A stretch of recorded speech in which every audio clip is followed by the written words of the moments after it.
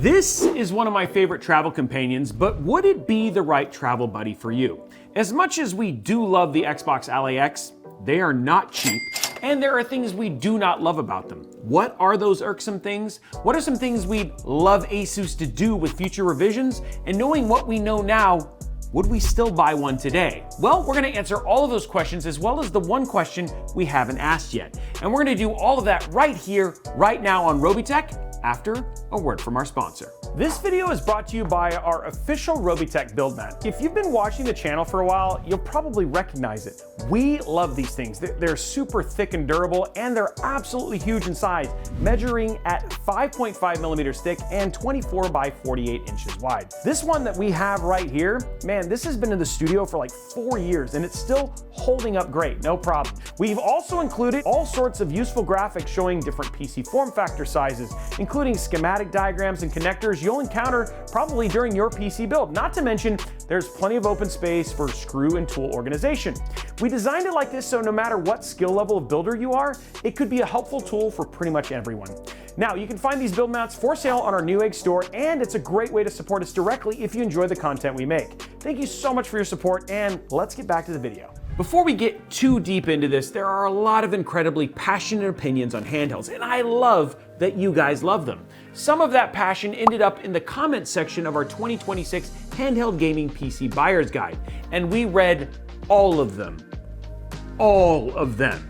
And no, this isn't going to be a sassy clapback video. This is actually a continuation of sorts, a more in-depth look at the ASUS ROG Xbox Ally for anyone still weighing the pros and cons. Remember, we're talking about a $1,000 handheld here. And with any purchase like this, you want to go as confidently into that purchase with as few surprises along the way.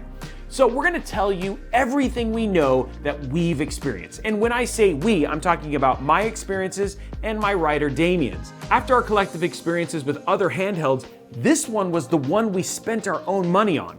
And we have some thoughts. With that in mind, we're gonna tell you the good, the not so good, and the could be better about the ASUS ROG Xbox Ally X, now that we've had more than a few months with our hands on them. Let's start with the good, the things that keep us coming back to the Xbox Ally X, and why you should consider one for yourself.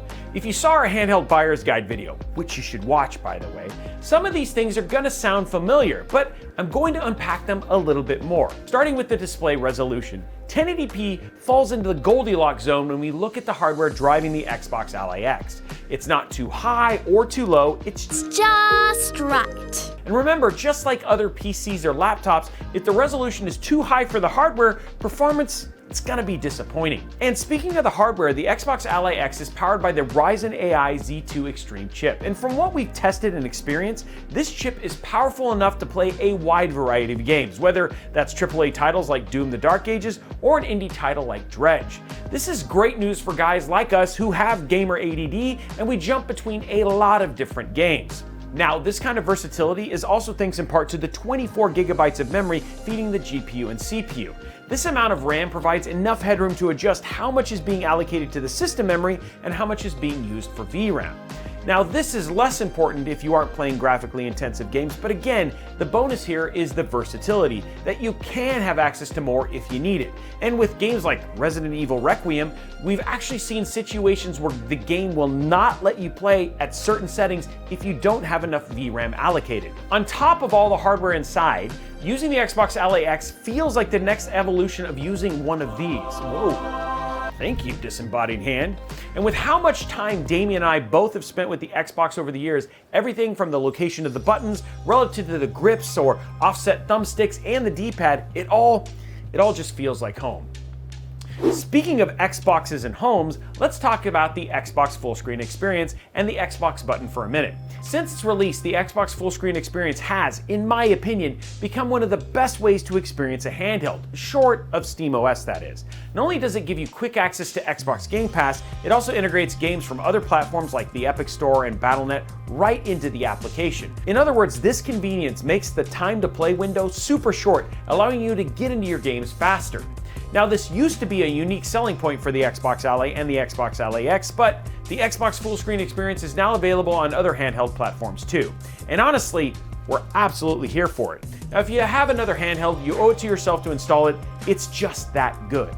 That said, I cannot stress enough how automatic the Xbox button makes it to get from a game and into the Xbox full screen experience, whether that's to launch another title, take a screenshot to check how your system is performing, or who's online. Not to mention how much it's integrated into the big screen experience for SteamOS as well. Now, I know you can remap buttons on other devices for this by binding the Windows G key to another button, but it does not work the same. Having a dedicated button is critical to the Xbox experience on a handheld, just as much as it is on the Steam Deck, or using Steam on this device. On a device that's goal is to give you convenient access to your game libraries on the go, simple and quick are key.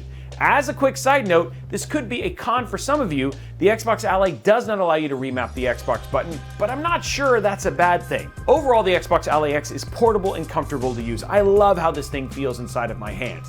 And it's got a good mix of hardware, and its interface is pretty incredible. If all of that sounds amazing and you're looking for a handheld gaming PC, the ASUS ROG Xbox Ally X might be the right handheld for you. But let's talk about why it might not be. As much as we love this device, it's not perfect, and there are some very good reasons you shouldn't buy one. Let's start with one of the smaller things, and by smaller, I mean the display. When you look across the landscape of handhelds, the screen on the Ally is one of the smallest. And I want you to notice that I didn't distinguish between the 4 versions of the Ally we've seen so far because it has not changed in a single tangible way. It's the same 7-inch IPS panel, same 120 Hz refresh rate, same 500 nits of brightness. I mean, you can, oh, it actually looks pretty good. Now, most of that, honestly, I can overlook. The refresh rate is fine. The panel and brightness, they're okay. Though I would have preferred OLED, but the size, it's what gets to me. Now, I wouldn't care as much about the size of the display if the Windows magnifier function worked like the Steam Deck's zoom does. And it actually worked in the games I needed it to. In other words, if you're someone who plays games with text that you actually need to read, or you're someone like me whose eyes aren't what they used to be, I know I'm getting older, you may need to look at something like the Legion Go 2 or do what I've done and invest in a pair of X-Real glasses. But let's be really honest with ourselves here. At $1,000, a device like this is a luxury purchase, and there might be a better option for you. Now, if you're looking at spending $1,000 on a handheld, and then you're strongly considering spending another $450 on a pair of AR glasses, you really need to ask yourself this question. Is this the right fit for you, or if you'd be better off spending that money on a good controller and a laptop with a bigger screen? I know that laptops and handhelds serve 2 very different purposes, but if you're looking at a handheld for portable gaming and you have to start adding extras to make it work for you, a laptop is an angle worth considering. That said, battery life is not going to be 1-to-1 here, and this thing will definitely plug into an airplane and the battery will probably last longer, and not all laptops can you run off of airplane power. Just something to consider. Now, since this is all related to user experience, I do have to bring this up like I did in our handheld buyer's guide. Chasing down updates on this thing is not a fun game, though they really try to make it feel like a game with all the different places you have to go look for it. ASUS Armory Crate and the Xbox app do a decent job of letting you know when updates are available, but you still have to chase updates in the Windows Store and in the control panel as well. So if you're counting, that's 4 different locations for updates. To be fair, this issue, it plagues all of the Windows-based handhelds, and it really is kind of the entry fee for access to all of your game libraries on one platform. The Xbox Ally X does have one of the smoothest times to play from boot to game launch, but the convenience of SteamOS for getting updates or even getting into games is still just way better. In other words, the update game is not a fun game to play. Now, one final note on updates, and this is a relatively new development, but a story to watch all the same. Because handhelds are a relatively new product category, we're seeing a rapid turnover of devices, and with that rapid turnover comes a question of long-term support. The ROG Ally product line is only about 3 years old, and some publications are noticing that older models are already starting to see divergent update packages. This doesn't necessarily mean that they're being end-of-lifed, but it is something to keep your eye on.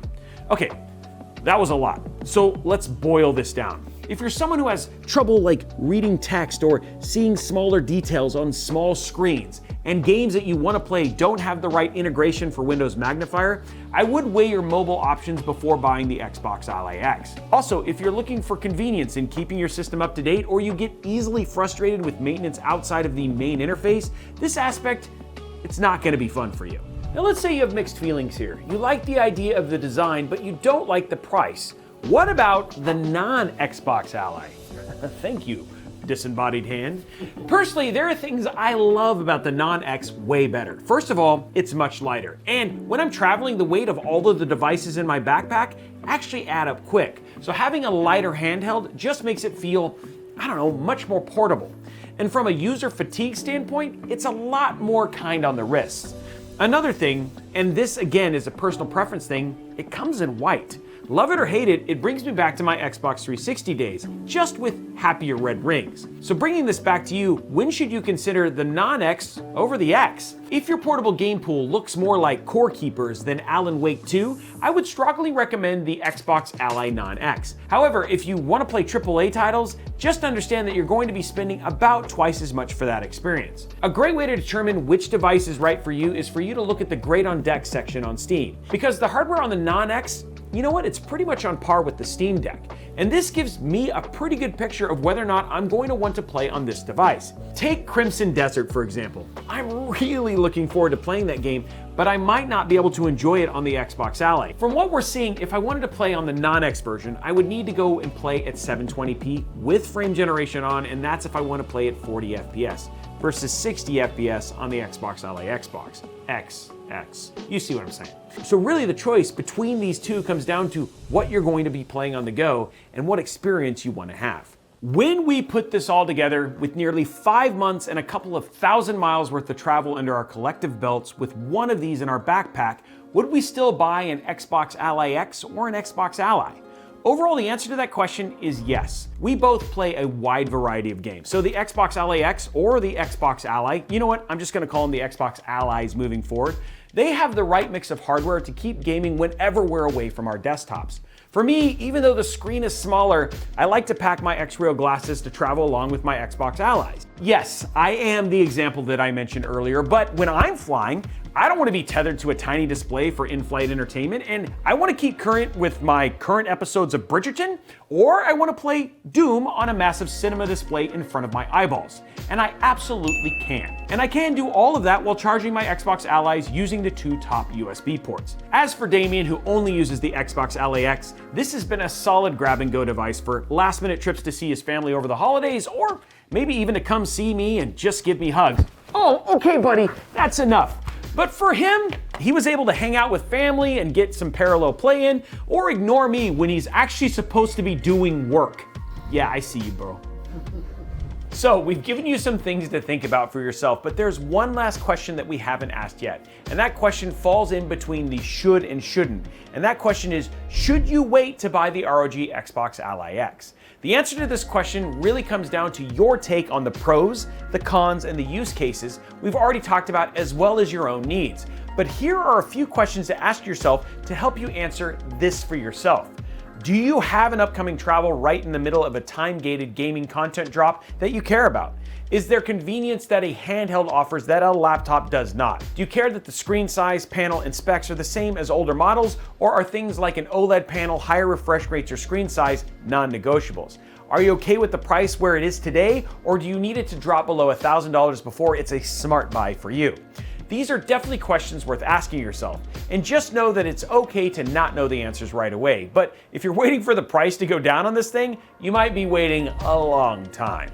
So to recap, the ASUS ROG Xbox Ally X, which that name, okay, but it's worth buying if you're looking for a comfortable handheld with portable power and an awesome interface. On the flip side, just understand that as powerful as the Xbox Ally X is, it has its limitations. I've made additions to make it work for me, but if you need a bigger screen or if you have trouble with having to chase down updates in multiple locations, this may not be a good option for you, and you might want to look at an equally priced laptop and controller combo, knowing that you obviously have battery limitations and everything else. And with that, I hope we've given you a few more things to think about if you're looking at buying an Xbox Ally X for yourself. But as always, we want to know what you think. If you have an Xbox Ally X, what are your favorite features? What's something that you wish you knew before you bought one? And what features would you like to see ASUS update in their next iteration? Let us know in the comments below. Now, while you're down there, if you like this video or you learned something from it, we'd love it if you hit those like, subscribe, and notification bell buttons. We have a lot more content like this either coming here on Robeytech, Robeytech Live, and all of your other favorite social media platforms. And hey, if you have questions or you want to talk about this video, hop over to our Discord server over at discord.gg/Robeytech. Thank you so much for watching this video, and I look forward to seeing you on the next one. Hopefully, you made a choice and you're playing some games.